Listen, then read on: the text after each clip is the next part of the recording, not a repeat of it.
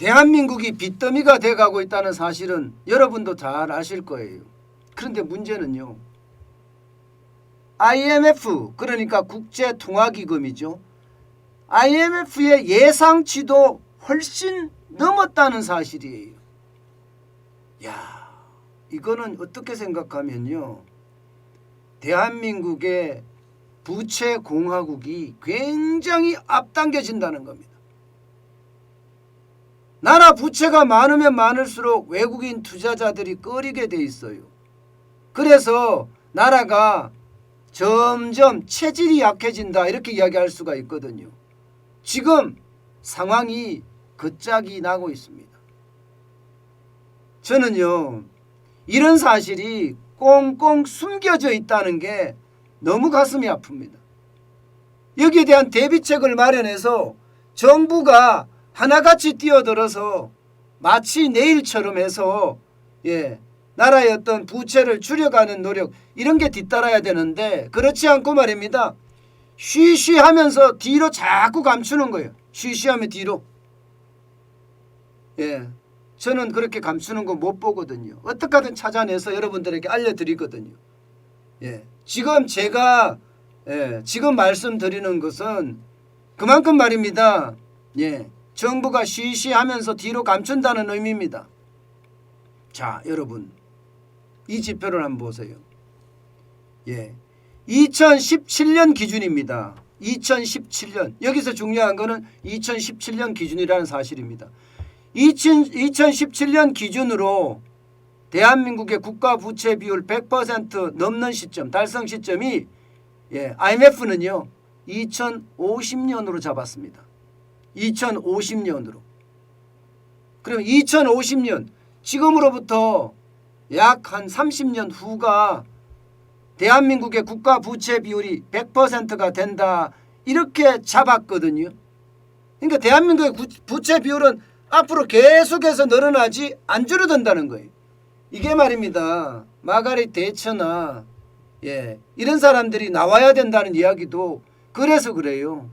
지금 마가렛 대처나요 이런 영국의 수상 이런 사람들이 나와서 우리나라도 부채를 줄여가는 노력을 누군가는 해야 될 텐데 아직까지는 그런 사람은 없어 보여요.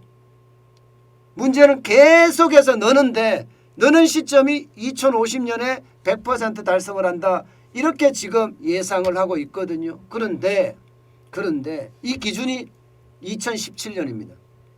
2017년. 그러면 2022년 현재는 어떤가? 현재는 여러분 보세요. 2022년 현재는요.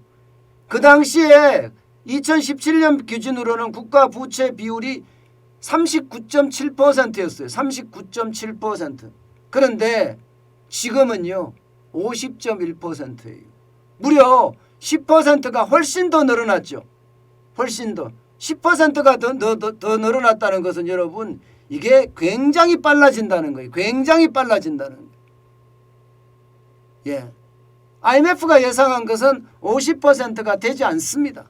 그런데도 불구하고 굉장히 빨라진다는 사실이에요. IMF가 예상한 거 한번 볼까요?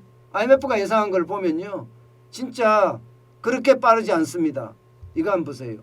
2022년 2021년 보면 55.1%입니다. 55.1%. 55.1%라는 것은요. 그만큼 말입니다.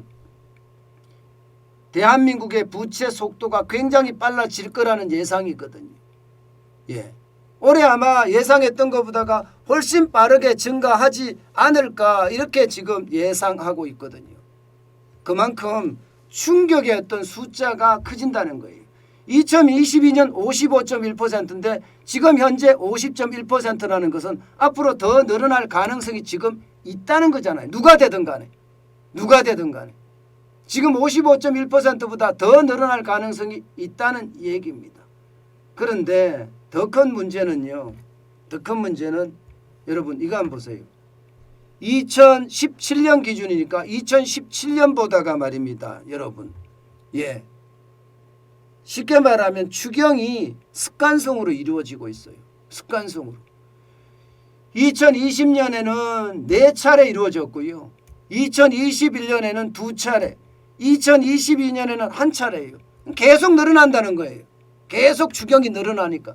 대통령 선거가 끝나면 지금 부채가 계속 늘어나는 속도로 돼 있잖아요. 이게 법적으로 사실 공고화 시켜놨기 때문에 법을 바꾸지 않은 이상 부채를 줄일 방법은 없단 말입니다. 그런데 여기에다 습관성 추경까지 늘어납니다. 추경이 엄청 늘어나잖아요. 2020년에만 하더라도 60조가 넘지요. 2021년에는 50조 가까이 되죠. 올해는 14조지만 앞으로 얼마가 더 늘어날지 모른다. 이렇게 예상하고 있거든요. 그러면 더 많이 늘어날 가능성이 크다는 거죠. 여기에다가 말입니다. 잠재 성장률을 한번 보시자고요. 잠재 성장률. 2017년 기준으로 봤으니까요. 2017년 기준으로 봤을 때 잠재 성장률은 2.7% 늘어난다는 기준하에 갔습니다. 그런데 지금 최근에 한국은행이 잠재 성장률을 예상을 했을 때 2.5%까지 떨어졌고요. 이게 2020년이에요. 2021년, 2년 이렇게 되면서부터는 2.3%까지 떨어졌습니다. 2.3%까지. 그럼 잠재 성장률도 계속 떨어진다는 거잖아요. 결국은 잠재 성장률 2017년에 성장률이 이만큼 될 거다 하는 예상이 그보다 훨씬 떨어졌으니까 지금은 성장률은 더뎌지고 이자는 더 많이 부채는 더 많이 늘어난다는 결론이 생기는 건가요? 여기에다가 말입니다. 생산 가능 인구도 줄어들고 있습니다. 출생률 보세요. 출생률. 2020년 기준으로 말입니다. 0.84입니다. 2017년으로 돌아가 보면 약 1% 가까이 됩니다. 1%.